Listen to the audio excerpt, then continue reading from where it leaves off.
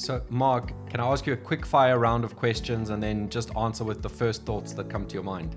Sure, no problem at all. Okay.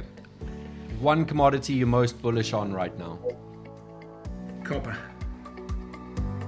Welcome to Investec Minds. In each episode, analysts from the equity research team at Investec Corporate and Investment Bank sit down with a former chief executive who helped define their industry at a critical point in its history. One leadership habit that you swear by? Always be open to the possibility that you're wrong. A decision you're glad that you made early? People will remind me of this, but I would say the Anglo pivot.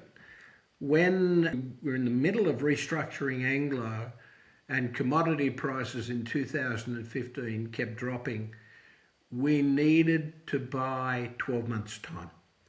And so pivoting early, even though I copped a fair bit of tough feedback, it was the right call. And so within 6 months, we were able to then shove back to or swivel back to the original strategy. But it bought us enough time. We averaged a 50% return for the next 7 years. So it ended up being a good call, but it was the right call. Any piece of advice you ignored that you now think you shouldn't have? Just before I actually left Australia. I left Australia when I was 42. I haven't been back in terms of, so it's 25 years ago. And I had an opportunity probably about 7 or 8 years beforehand to a job overseas. And I was still too attached to Australia to take the opportunity. And it was an opportunity missed, I think. One word to describe the future of mining? Innovation.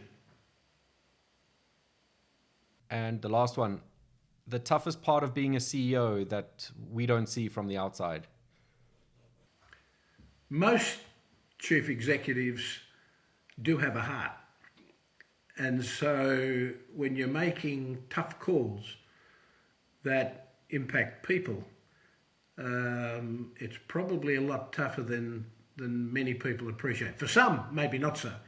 But in most cases, if you're a human being, having to make those types of calls, knowing that they're going to impact a lot of people's lives, it's extremely tough. But sometimes that's what the job requires, and it's a lot tougher, I think, on CEOs than people appreciate.